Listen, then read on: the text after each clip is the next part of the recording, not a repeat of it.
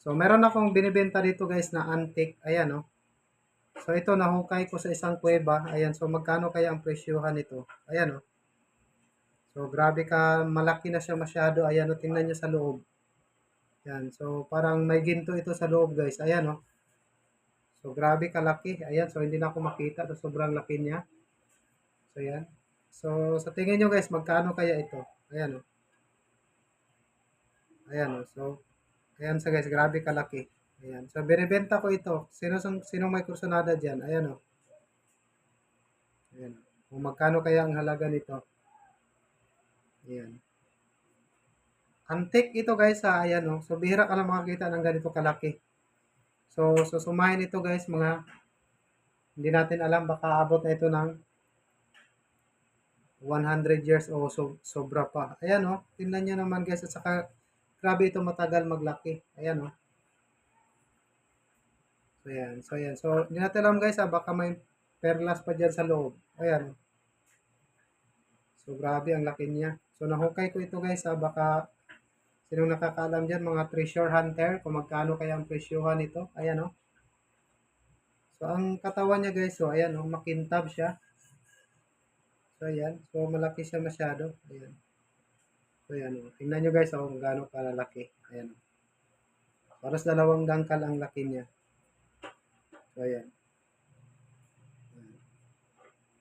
So, sa mahilig dyan guys sa mga antique, ayan oh. Ano pa nang hinihintay nyo? Kunin nyo na itong antique natin. So, hindi ko alam ang pangalan nito guys ha. Ayan oh. Kasi nung nahukay ko ito marumi. Ayan, so nakabalot pa siya ng tela na black. So, ayan. Pero walang laman ito guys ha, pero ayan. So, subukan natin yan. Ayan, kung sino makabili dyan, so tingnan natin dyan sa loob kung ano talaga ang laman nito. Ayan oh, tingnan nyo. Grabe ang laki. Ayan. Ayan o. O, tingnan mo guys o. Ayan. Tingnan nyo naman yung kanyang katawan. Ayan. Saka ayan o. Hindi natin alam guys, baka may laman na ginto yan. So, hindi ko pa tingnan yung loob niya. Ayan. Sa eksperto natin dyan, sa mga mahilig sa antique guys. So, ano kaya yan? Kung magkano ang presyuhan nyo nito. Ayan o, ang laki. Ayan. So, kursunada lang guys. So, mag-PM lang kayo. Ayan. So, paki-comment din dyan sa baba kung anong pangalan nito. Hindi ko alam yung pangalan niya. Ayan. Basta nahukay ko lang. Ayan o. Saka ito guys, ang ganda dito black. May halo siya na black. Ayan. Saka hindi yan pintura guys. So, natural niya lang. O, tingnan nyo. So, ayan. So, laki. So, ito guys, mga 1 kilo sobra. Sobrang laki niya. Ayan o. Yung bunganga niya guys o. Ayan. So, comment nyo lang guys kung anong pangalan niya. Hindi ko alam talaga yung pangalan ito guys ha.